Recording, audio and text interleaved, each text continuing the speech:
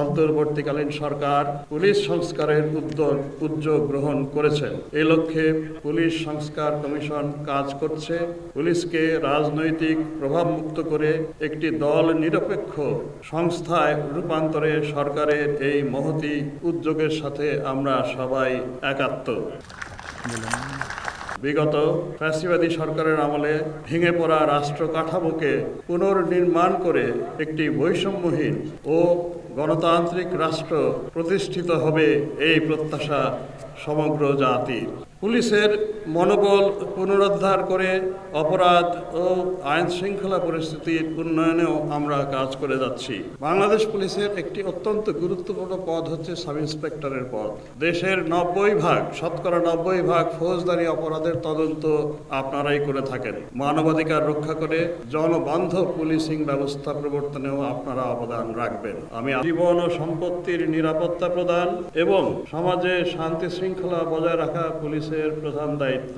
কালের প্রবাহের সাথে পুলিশের কর্মপরিধি ব্যাপকভাবে বৃদ্ধি পাচ্ছে, পাল্টে যাচ্ছে অপরাধের ধরন ও মাত্রা।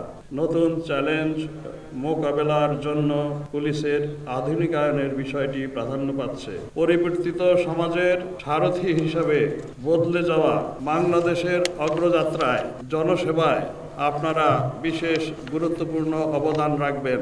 সেবা প্রত্যাশী অপরাধ ও নিপীড়নের শিকার মানুষের প্রতি আপনাদের দায়িত্ব রয়েছে।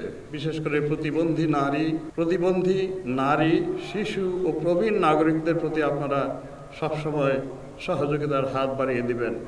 মনে রাখবেন, প্রবাসীরা ঘাম ঝরা শ্রমের বিনিময়ে আমাদের জন্য দ্বিতীয় সর্বোচ্চ পরিমাণ বৈদেশিক মুদ্রা আয় করে থাকেন। এই অর্থ উপার্জন করতে গিয়ে তারা পরিবারের সান্নিধ্য থেকে বঞ্চিত হন। তাই তাদের পরিবার ও সম্পদের সুরক্ষার দায়িত্ব আমাদের সকলের। 2015 সালে তিনি জাতিসংঘ শান্তি inspector general of Bangladesh police জনাব বাহাদুর আলম পিপিএম মহোদয় সকল Respected guests, you are kindly requested to rise at the honorable chief guest father.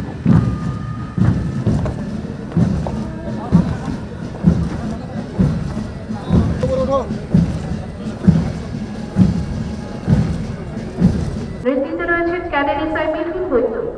তিনি সরকারি বাংলা কলেজ থেকে গণিত বিষয়ে নেতৃত্ব দিচ্ছেন ক্যাডেট এসআই ফজলে এলাহি। তিনি চট্টগ্রাম বিশ্ববিদ্যালয়। তিনি নাগেশ্বরী কলেজ থেকে রাষ্ট্রবিজ্ঞান বিষয়ে স্নাতক ডিগ্রি অর্জন করেন। লাল সবুজের জাতীয়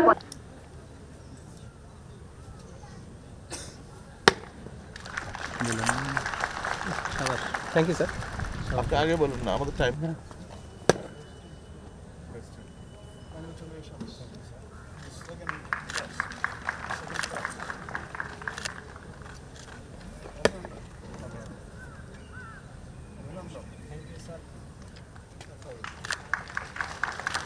Thank you, sir.